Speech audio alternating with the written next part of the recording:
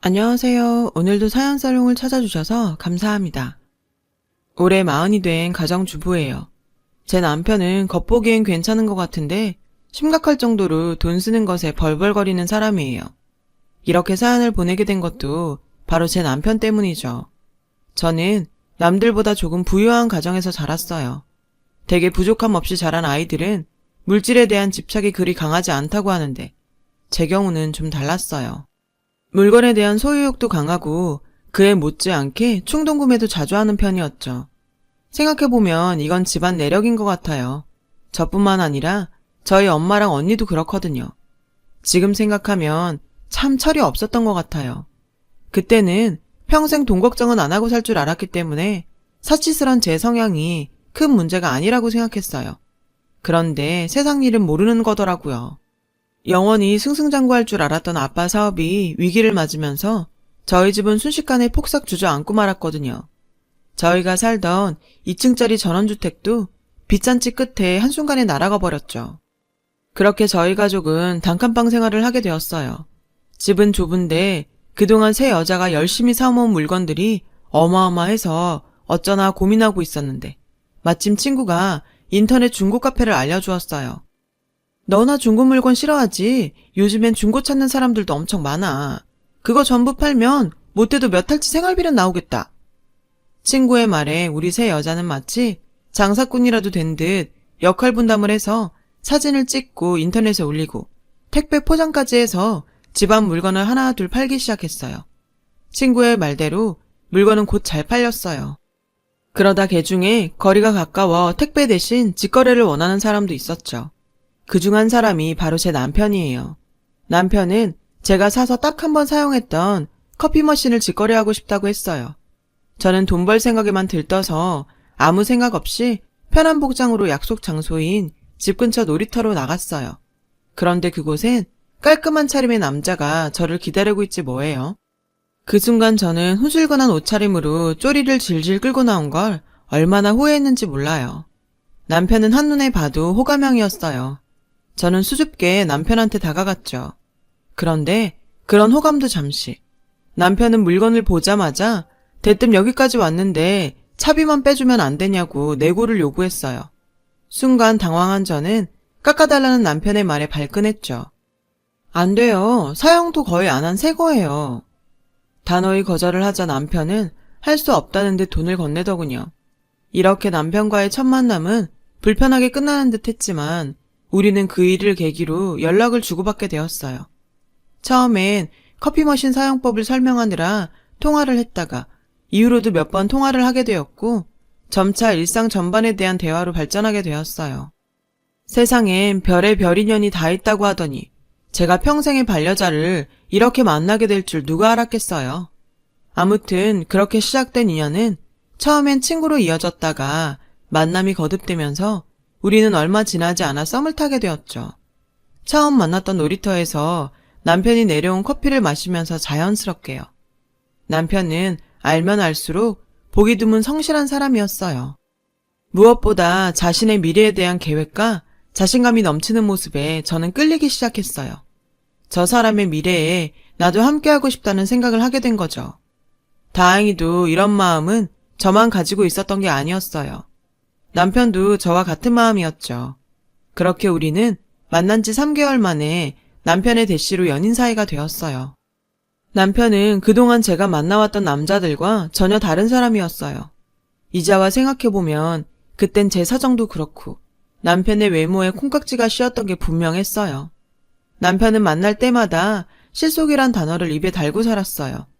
그래서 돈이 많이 들어가는 데이트보단 저렴하지만 나쁘지 않은 데이트 코스를 매번 생각해왔죠. 저도 예전 같지 않은 생활 탓인지 남편이 말하는 실속이란 단어가 나쁘게 들리지 않았어요. 남편과의 데이트가 꽤 신선하고 재밌기도 했고요. 사실 그때까지는 잘 몰랐어요. 절약과 궁상의 차이를요. 솔직히 저는 제 안목보다는 남이 좋다는 물건들을 고민 없이 사는 편이거든요. 반면에 남편은 뭘 하나 사더라도 최저가 비교는 물론이고 가성비와 가심비까지 따져서 신중하게 사는 편이었어요. 이런 남편을 통해 소비는 저렇게 해야 돈을 허투루 쓰지 않는다는 것도 배웠죠. 남편의 합리적인 소비에 감탄하면서요. 그렇다고 제 남편이 돈 앞에서 공상을 떠는 사람은 아니었어요. 메이커나 명품을 고집하지 않을 뿐이지 좋은 물건들을 저렴하게 구입해 잘 쓰는 편이거든요. 그러니 주변에선 센스가 좋다고 호평을 받는 편이기도 했죠. 그런 남편과 만나다 보니 저는 조금씩 경제관념에 눈을 뜨게 되었어요. 남편을 쫓아갈 수준은 못됐지만요. 경제 무식자에서 쓸모없는 지출을 구별할 수 있는 눈 정도는 갖게 된 거죠. 저희 이런 변화에 저희 가족들은 모두 놀라워했어요. 그리고 남편이 처음 우리 집에 인사를 오던 날 가족들은 남편을 이미 사윗감으로 콕 찍었어요. 그렇게 우리는 만난 지 1년 만에 양가 부모님들로부터 결혼 허락을 받을 수 있었어요. 그리고 바로 결혼 준비에 들어갔죠. 결혼식을 하면 쓸데없는 큰 지출이 많기 마련인데 저희 남편은 절대 그런 걸 호락호락 넘기지 않았어요. 식장부터 신혼여행까지 본인이 직접 발로 뛰며 계약을 했죠. 덕분에 우리는 최저가 결혼식을 올릴 수 있었어요. 제 친구들은 저런 남자가 어디 있냐며 저에게 남편을 잘 만났다고 칭찬하며 부러워했죠. 저 역시 제게 부족한 점을 남편이 알아서 잘 챙겨주니 이보다 든든할 수가 없었죠. 스스로도 결혼을 잘했다고 생각했어요. 하지만 이런 생각도 잠시 결혼 후 확 달라진 생활에 적응해야 했어요. 바로 절약의 세계였죠. 쓰지 않는 물건의 코드를 빼놓아야 하고 엄연히 보온 기능이 있는 전기밥솥은 그 기능을 쓸 일이 없어졌어요. 게다가 냉장고의 효율을 따져 절대 물건을 꽉 채워 넣을 수 없었어요. 무엇보다 가장 참기 어려웠던 건 물건을 구매하려면 집에 있는 못 쓰는 물건을 버려야만 가능하다는 우리 집의 규칙이었어요. 안 쓰는 물건이라도 멀쩡한 물건은 절대 버릴 수 없었고 우리의 인연을 맺게 해준 인터넷 중고 카페를 통해 팔아야 했어요. 사정이 그렇다 보니 충동 구매는 물론 어떤 물건이건 꽂히면 사야 했던 저는 사고 싶은 물건이 있을 때마다 그에 앞서 무얼 처분할 수 있을까를 생각하며 온 집안을 샅샅이 뒤져야 했어요. 그 스트레스는 정말 엄청나더라고요. 소유욕과 무력이 사라질 정도로요. 연애할 땐 그런 모습이 나쁘게 보이지 않았는데 결혼하고 나니 남편의 투철한 절약정신은 제 정신건강을 괴롭혔어요. 그러던 어느 날 TV 홈쇼핑 채널을 보다 24개월 무이자 신상 명품백을 보게 됐죠. 저는 사고 싶다는 강한 충동을 느꼈어요. 집이 한순간에 그렇게 됐을 때도 명품백만큼은 처분하지 못했을 정도로 명품백을 좋아했거든요. 저는 TV를 보며 끙끙 앓다가 도저히 참을 수가 없어서 남편에게 얘기했어요. 자기야, 저거 무이자로 하면 한 달에 10만 원도 안 된대. 결혼하고 지금껏 백 한 번 산 적이 없잖아. 이번에 하나 장만하면 안 될까? 백이 양말도 아니고 여러 개나 있어야 하는 거야? 자기는 남자라 몰라서 그렇지. 여자는 가방을 옷이나 기분에 따라 바꿔 들어. 애들 책가방도 아니고 망가질 때까지 드는 사람은 없다고. 나는 정말 이해가 안 돼. 왜 여자들은 그 돈을 주고 명품백을 사? 몰랐는데 자기가 들고 다니던 가방 말이야. 우리 집 냉장고 값이랑 맞먹더라? 실속이라고는 전혀 찾아볼 수가 없어. 상상해봐. 자기 어깨에 우리 집 냉장고가 매달려 있는 거나 마찬가지야.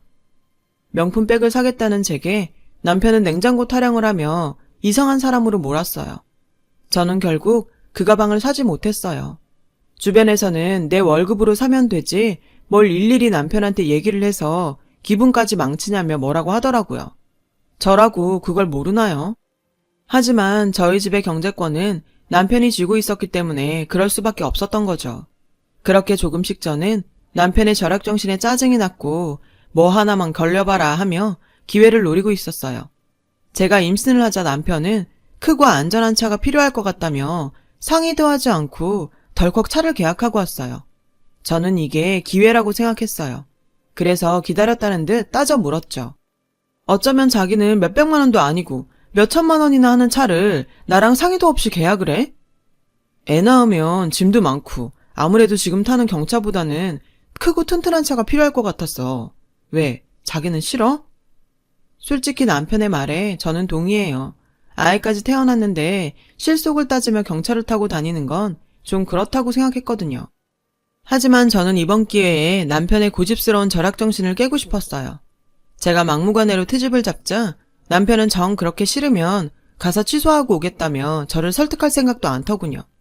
저는 괜히 긁어 부스럼 만들지 말자는 생각에 다음부터는 나한테 상의하고 결정하라고 얘기하곤 못 이기는 척 했어요.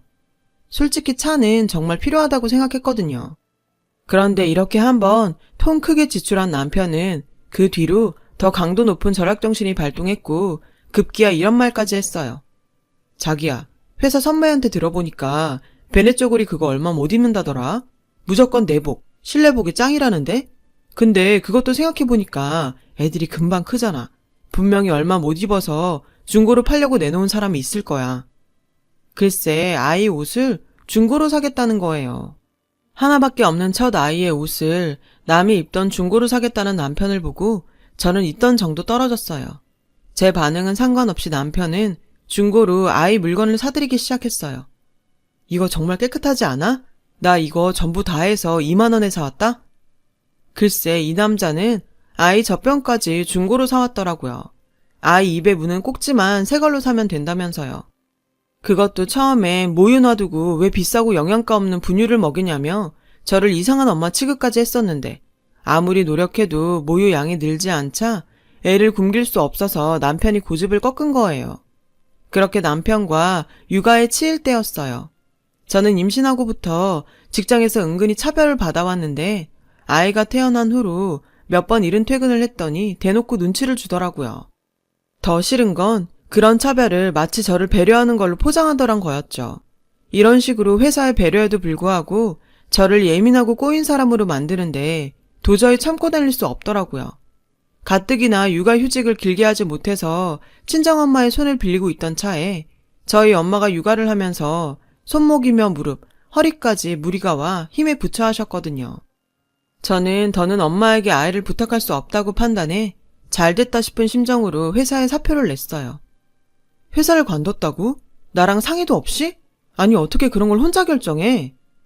미리 말 못한 건 미안한데 전부터 회사에서 애나 키우라고 은근히 비아냥거리기도 했고 엄마도 많이 힘들어하시니까 더 길게 고민할 수 없었어. 그냥 앞으론 내가 집에서 용준이 볼게. 남편은 당황한 기색이 역력했어요. 그렇다고 제게 뭐라고 하진 않더라고요. 한동안 말이 없던 남편은 뒤늦게 한마디 하더군요. 회사 다니는 거야 다 힘들지. 그래도 자기만 그런 건 아니잖아. 그럼 애 엄마는 다 회사 그만둬야 하게? 장모님께서 힘들다고 하시면 조금 빠르더라도 용준이 어린이집에 보내는 건 어떨까? 아직 돌도 되지 않은 아이를 어린이집에 맡기자는 남편을 보고 저는 화가 났어요. 그동안 힘들었다는 제 말에 회사에서 무슨 일이 있었냐고 묻지도 않고 모두 다 힘들다는 말로 넘기려는 남편의 태도에 저는 남편에게 마음의 문을 닫았어요. 그날 이후로 저는 전업주부가 되었어요. 살림과 육아는 생각했던 것보다 고되고 끝도 없이 반복되는 다람쥐 쳇바퀴 같았어요. 하지만 비록 육체적으로는 피곤했지만 마음은 편했어요. 아이의 커가는 모습을 보며 보람을 느낄 수 있었으니까요. 그러던 어느 날이었어요. 남편이 제게 그러더군요. 이제 용준이도 좀 컸으니까 당신도 슬슬 복직하는 게 어때? 자기 아직 젊고 능력이 아깝잖아. 저는 남편이 제가 돈을 못 벌어오자 눈치를 준다고 생각했어요. 그래서 더 오기로 복직은 생각도 하지 않았어요. 그럼 용준이는 또 우리 엄마 불러다 부려먹으려는 건 아니지? 당신 어머니가 봐주신다면 복직할게. 표정이 왜 그래? 설마 우리 엄마는 되고 자기네 엄마는 안 된다는 건 아니지? 뭘 우리 엄마까지. 어린이집 있잖아. 아직 걷지도 못하는 애를 어린이집에 보내고 싶니? 어린이집에 보내면 뭐든 다 될 것 같아? 애 아프다고 하면 회사에서 나와야 하고 어린이집 문 닫는 날은 눈치 보면서 회사에 휴가 써야 해. 그게 다 누구 일인 것 같아? 남편은 순순히 물러서지 않은 저에게 아무 말도 하지 못했어요. 싸움은 멈췄지만 저희 부부의 애정도 싸움과 동시에 멈춰버렸죠. 그렇게 저희 아이의 첫 돌이 다가왔어요. 남편은 이번에도 발품을 팔아가며 최저가 돌잔치를 열심히 준비했어요. 스스로 답례품까지 만들며 비용 절감을 위해 갖은 노력을 기울였죠. 그 모습을 보니 왠지 배알이 꼬이기 시작했어요. 왜? 돌잔치도 하지 말자고 하지? 이런데 뭐하러 돈을 써? 저는 그동안 쌓아왔던 감정을 담아 남편을 쏘아댔지만 남편은 이 와중에도 신이 났더라고요. 우리의 첫 돌인데 무슨 소리야? 당연히 해야지. 그리고 돌잔치 하면 선물이랑 돈도 제법 들어오잖아. 축하도 받고 선물도 받을 수 있는데 이 좋은 걸 왜 안 해?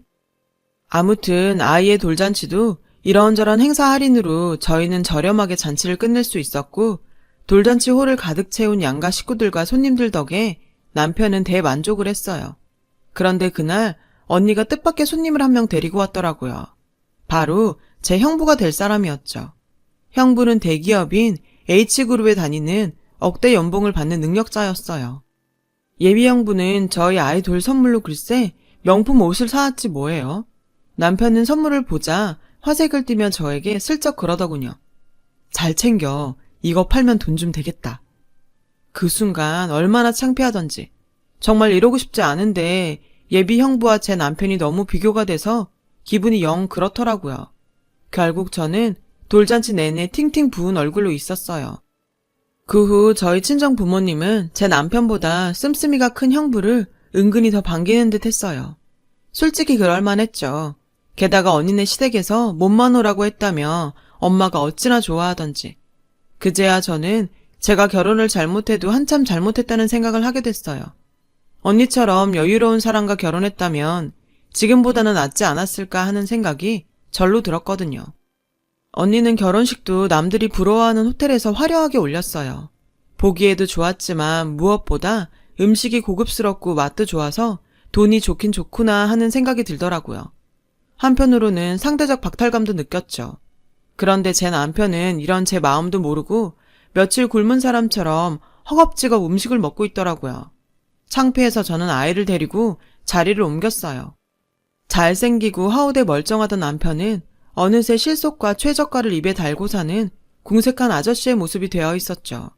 앞으로 어떻게 저 남자랑 살아야 하나 남은 제 인생이 암담하기만 했어요.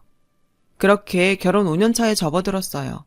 저는 아이를 어린이집에 보내고 오전에는 파트타임으로 일하고 오후와 저녁 시간에는 공인중개사 시험 준비를 했어요.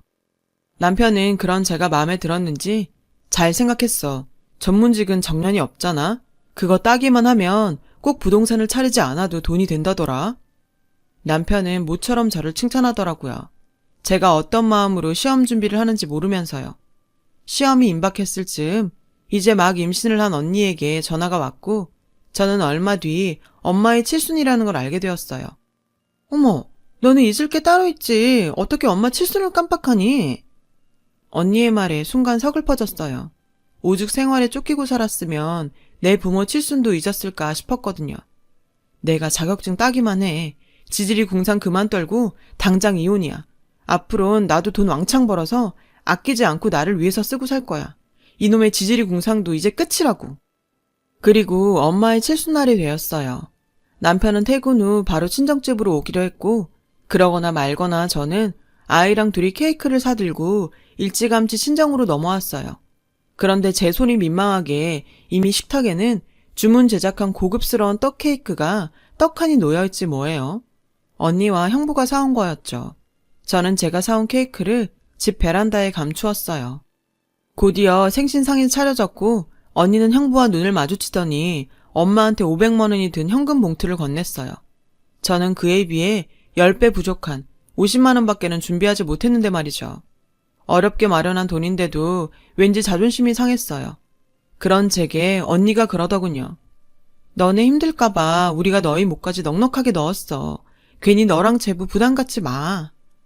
언니 딴에는 저희 부부를 배려한 말이겠지만 오히려 그 말을 듣자 저는 더 기분이 상했어요. 하지만 어쨌든 엄마는 언니네 부부가 드린 용돈을 받으시곤 좋아하셨어요.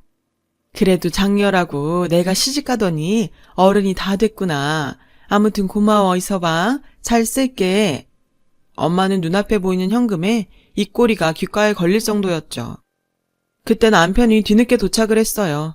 그리고는 쫓기기라도 하듯 허겁지겁 밥을 먹기 시작했죠. 그 모습에 엄마는 큰 사위 보기 민망했는지 표정이 안 좋았어요. 정서방이 배가 많이 고팠나 보네. 어떻게 미역국도 좀 더 줄까? 당연히 주셔야죠. 장모님 미역국을 제가 세상에서 제일 좋아하는데요. 남편은 눈치 없이 떠들어댔어요. 저는 당장이라도 미역국 냄비를 통째로 남편한테 부어버리고 싶었죠. 돈 관리 잘한다고 경제권을 넘겼더니 장모 칠순에 빈손으로 와선 미역국 타령하는 인간을 더는 두고 볼 수 없었죠. 그래서 막 쏘아 붙이려는 그때 장모님, 제가 준비한 선물입니다. 남편이 편지 봉투 하나를 꺼내 엄마한테 내밀었어요. 봉투를 열어본 엄마는 그만 아무 말도 하지 못한 채 굳어버렸어요. 뭐길래 그러나 싶어 다가가 봤더니 글쎄 봉투 안에 등기부 등본 한 통이 들어있지 뭐예요. 주소를 보니 아빠가 사업 실패로 날렸던 저희 2층 집이었어요. 제가 작년부터 집주인을 찾아가 언제고 꼭 저한테 이 집을 팔아달라고 부탁을 했었거든요. 처음엔 절대 팔 일 없다고 하더니 이번에 시골로 이사를 한다고 저한테 파셨어요. 저는 남편의 말을 듣고도 실감이 나지 않았어요. 예전 집을 엄마 칠순 선물로 구매했다는 남편의 말에 저희 부모님은 눈물을 흘리시며 연신 고맙다고 하셨어요.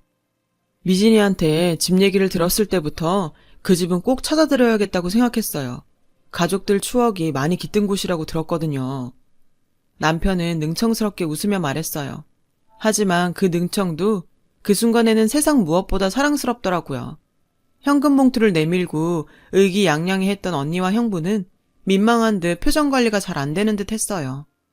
반대로 저는 구두쇠 남편 덕에 결혼하고 처음으로 굽었던 어깨가 절로 펴지는 듯 했고요. 석 달 뒤 저희 친정 부모님은 예전에 살던 2층 집으로 이사를 하셨어요. 대문을 열자마자 저희 가족은 약속이나 한 듯 눈시울이 붉어졌어요. 엄마가 오랜 시간 정성을 들여 갖고 왔던 텃밭도 아빠가 저희 자매가 태어났을 때 심었다는 나무들도 그대로 있었거든요. 그날 짠돌이 남편이 준비한 엄마의 칠순 선물은 우리 가족에게 있어 최고의 선물이 되었어요. 남편은 그날 이후 예전보다 더 지독하게 절약정신을 펼쳤어요. 하지만 저는 그런 남편이 예전과 다르게 밉지 않았어요. 오히려 가치 있는 소비를 저에게 보여준 남편에게 존경심마저 느껴졌죠. 남편을 오해했던 제가 한심할 정도로요. 남편은 그런 절약정신으로 돈을 모았지만 아이러니하게도 막상 쓰려고 하니 쓸 데가 없어서 나중에는 돈을 아끼는 자체에 재미가 들려 절약을 했다고 하더라고요. 하지만 이런 남편이 돈을 아끼지 않은 곳이 있는데요. 그건 바로 기부였어요. 왜 TV를 보다 보면 어려운 상황의 노인분들의 사연을 들려주고 후원 계좌를 알려주잖아요. 제 남편은 그런 방송을 그냥 못 넘겨요. 다만 몇만 원이라도 보내고야 마는 사람이죠. 오랜 시간을 한 집에서 한 이불을 덮고 살면서도 저는 그런 남편의 모습을 유심히 살피지 못했었네요. 늘 궁선 떤다고 비난만 해왔죠. 지금에 와서 이런 말을 하기 뭐하지만 제가 남편 하나는 기가 막히게 잘 만난 것 같아요. 너무 늦게 알아봐서 미안하고 그동안 오해하고 비난해서 염치 없지만 말이에요. 저는 여전히 공인중개사 시험을 준비 중이에요. 처음엔 지긋지긋한 절약의 세계에서 탈출하려고 시작한 공부지만 지금은 우리 가족 모두가 잘 살기 위해 필요한 거라서 공부를 하고 있죠. 누구보다 합격 소식을 기대하는 남편을 위해서라도 저는 꼭 합격할 거예요. 저희 친정집을 되찾아준 남편을 위해서라도 저 역시 뭔가 보답을 하고 싶거든요. 제 이야기 들어주셔서 감사합니다. 여러분의 가정에도 행복이 가득하시길 바래요. 여러분, 사연 댓글에 응원과 현명한 조언 부탁드려요. 좋아요와 구독은 저에게 큰 힘이 됩니다. 오늘도 좋은 일 가득하세요.